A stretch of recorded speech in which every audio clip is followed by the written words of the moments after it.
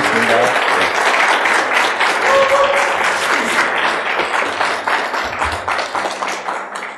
우리 경제가 이제 위기냐 아니냐를 가지고 말씀들 많이 하는데 저 성장률만 보면 위기라고 할 수가 없습니다. 작년에 2.7%요. 그 전에 2017년에 3.1% 성장했다가 작년에 2.7%, 올해는 한 2.5, 2.4 뭐 이 정도에서 지금 전망이 왔다 갔다 합니다.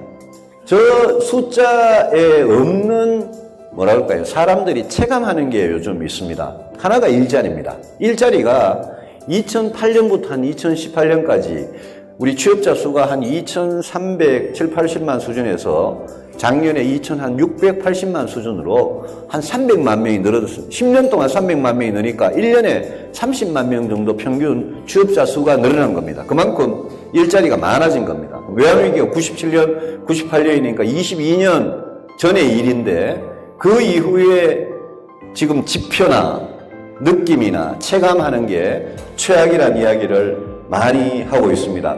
그런 상태에서 저는 오늘 그냥 단기적으로 2018년, 2019년 여기 경제가 이렇게 어떻게 되느냐가 아니라 제가 늘 오랫동안 머릿속에 갖고 다니는 좀 장기적인 이야기를 여러분들하고 같이 해보고 싶습니다. 경제가 우리 소득, 국민 1인당 국민소득이 31,000달러가 이제 됐는데요. 경제가 어느 정도 좋아졌으니 성장 속도가 낮아지고 2.7%밖에 성장 안 하고 2%밖에 성장 안 하고 1.5%밖에 성장 안 하고 이게 당연한 거 아니냐라고 많은 사람들이 생각을 하는데 그렇게 생각하면 앞으로 우리 미래가 어떻게 될 거냐 그거를 한번 생각을 해보시죠. 경제가 순탄하게 같은 3% 성장, 같은 5% 성장이라도 경제가 순탄하게 계속 매년 3% 성장하는 거하고요. 이런 식으로 마이너스 5.5%까지 한번 떨어지는 성장하는 거하고는 우리 사람들한테 주는 충격이 완전히 다른 겁니다. 지금도 우리나라는 아직도 이 IMF 이 충격에서 벗어나지, 얼마 전에 뭐 국가부도의 날이라고 영화 내용은 팩트하고 다른 게 많습니다만 어쨌든 지금 2.7%냐, 2.8%냐, 2.5%냐 지금 이거 가지고 따질 때가 아니고 우리가 10년, 20년, 30년 후에 한국 경제가 그냥 경제라는 걸로 뭔가 존재를 할 수 있겠느냐라는 그런 근본적인 위기가 우리를 기다리고 있다고 보는 겁니다. 경제가 저렇게 되는 이유 중에 조금 이따 말씀드리겠습니다만은 저는 세 가지라고 생각합니다. 하나는 경쟁력입니다. 경쟁력이라는 것은 실력입니다. 여러분 한 분 한 분이 대한민국 국민들이 얼마나 경쟁력이 있느냐, 우리 애들이 얼마나 경쟁력이 있느냐. 우리 선배들은 아까 여러분들 성과에서 보셨듯이 우리 선배들은 여러분들이 뭐 아무리 꼰대라고 욕해도 우리 선배들은 경쟁력이 있었습니다. 왜냐하면 그분들이 만들어 놓은 게 있기 때문에.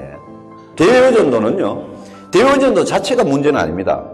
우리 경제 대외의존도 무지무지 높은 경제입니다.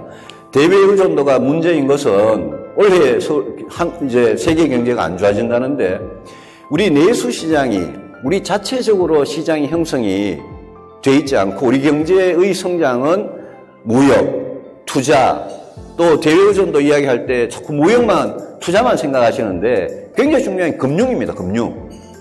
100만 시대하고 32만 시대를 한번 비교해 보십시오. 아까 미세먼지가 재앙이듯이 저출산은 재앙입니다.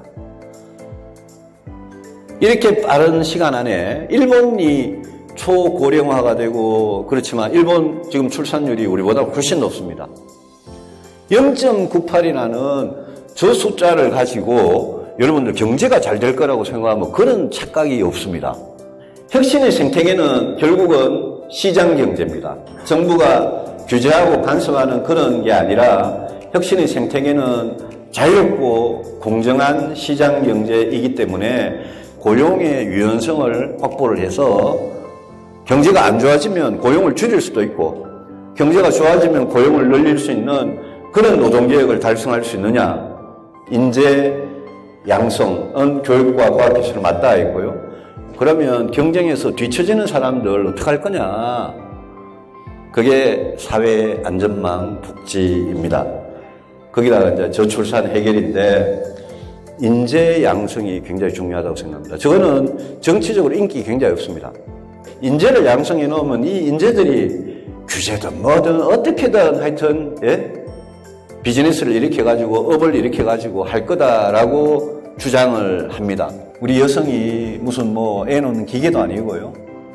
여성하고 남성이 만나가지고 서로 좋아해야 되고 결혼을 해야 되고요. 집을 가져야 되고요. 그러면서도 또 아기를 가질 생각을 해야 되고요. 그거는 그분들의 꿈과 희망과 미래에 대한 기대와 관련이 된 거고요. 그게 뭐 어느 한 가지로 그렇게 결정이 난다고 보지는 않습니다. 출산은 사람들한테 정신적인 문제이기도 하고 경제적인 문제이기도 하고 시간적인 문제이기도 하고 그래서 이 출산율 낮은 게요. 이게 우리가 하기에 따라서 마음먹기에 따라서는 그냥 뭐 아동수당 10만 원 주고 이런다고 지금 해결되는 문제는 아니고 우리가 하기에 따라서는 해결할 수도 있는 문제인데 이제 뭘 하고 있느냐는 거겠죠. 저는 우리나라 국민들도 learning by doing이라는 이제 5년마다 선거를 해봐가지고 우리나라 국민들도 이제 이 선거를 가지고 학습을 저는 하고 있다고 생각을 합니다. 저 포퓰리즘과 단기 성과 유혹을 버리는 거, 정권 임기를 넘어서 정당 간에 여당 야당 간에 합의의 정책을 해가지고 진짜 필요한 법안들은 빨리빨리 통과시키고 제도화하고 진짜 필요한 예산에 대해서 합의를 할 수 있는 그 정치가 굉장히 필요하고요. 거시 경제정책이니까 뭐 말이 어렵습니다만은 저게 하여튼 거시적으로 경제 전체에 관한 뭐 재정을 얼마나 쓰고 금융을 얼마나 쓰고 금리 어떻게 하고 이런 부분들은 97년의 IMF 위기나 2008년의 금융위기 같은 위기 예방을 위한 정책만 하면 되는 거지 중부담 중복지라는 거는 제가 늘 주장하던 건데요. 저거는 국민들은 제가 정세 없는 복지는 허구다. 지금 우리는 저부담 저복지에서 부담도 올라가고 복지도 올라가는 그런 단계에 있습니다. 저는 중부담 중복지 정도에서 멈추는 게 맞지 않겠냐라고 생각하고 저 중부담 중복지 정도 되는 나라가 일본이나 미국이나 그 정도 되는 나라입니다. 그래서 저는 중부담 중복지로 그것도 단계적으로 나아가되 복지에 대한 개혁 그것도 언젠가는 필요하다 그런 말씀을 드리고 싶습니다. 말씀 마치겠습니다. 고맙습니다.